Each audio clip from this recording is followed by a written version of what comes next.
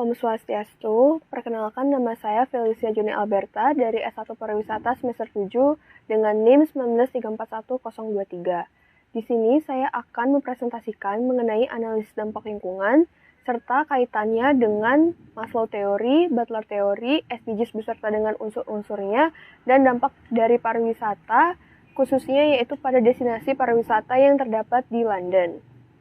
Yang pertama, saya akan menjelaskan mengenai pengertian dari analisis dampak lingkungan. Analisis dampak lingkungan merupakan suatu kajian yang memperkirakan suatu dampak dari kegiatan yang terjadi di lingkungan tertentu. Tentunya dampaknya itu akan berdampak baik apabila dapat dijalankan dengan benar, dan dapat berdampak buruk apabila tidak dikelola secara maksimal dan dilakukan secara semena-mena. Adapun manfaat dari analisis dampak lingkungan, bagi masyarakat, mereka dapat mengetahui dampak yang akan terjadi sehingga mereka dapat meminimalisir hal-hal buruk yang sekiranya dapat terjadi.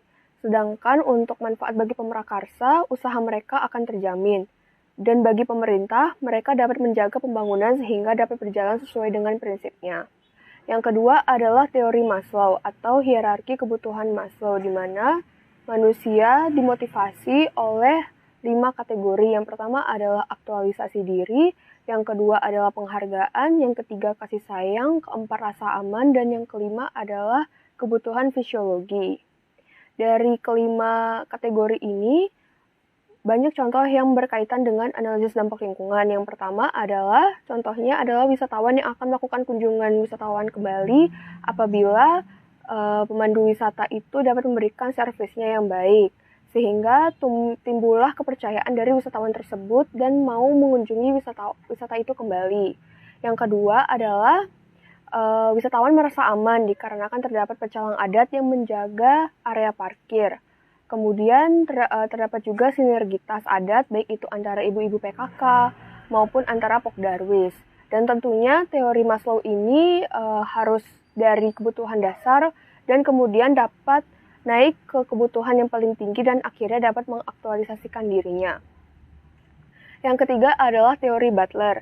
Teori Butler atau TALC atau Tourism Area Life Cycle ini merupakan teori siklus pariwisata yang dikemukakan oleh Butler, di mana teori ini berisi 5 tahap pembangunan wisata, dan 5 tahap pembangunan wisata ini harus berjalan secara maksimal dan juga sesuai dengan prinsipnya, sehingga dapat bermanfaat bagi semua orang dan tidak menguntungkan beberapa pihak saja.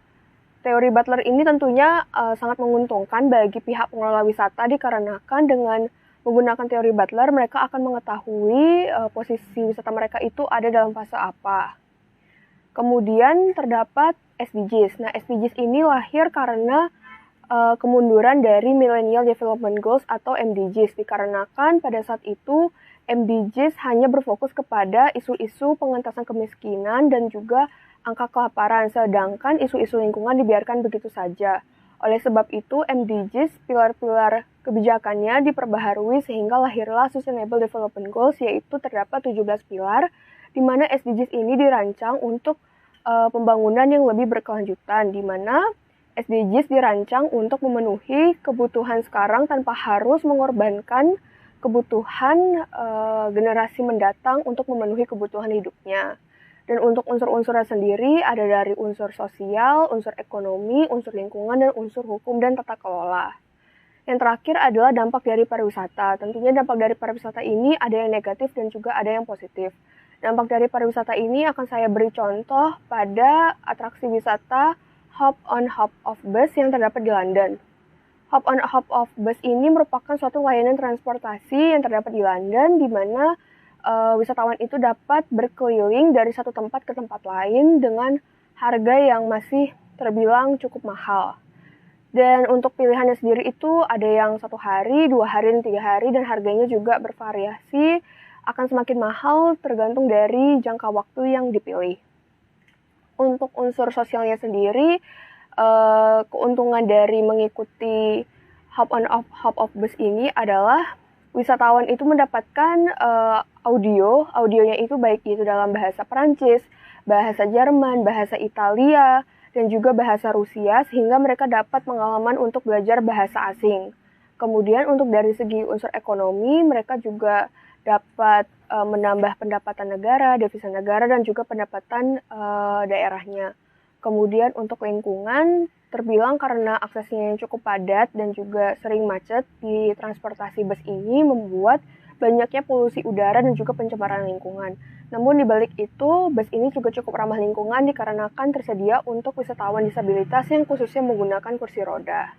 Sekian dari presentasi saya tutup dengan Paramasanti, Om Santi Santi Santi Om.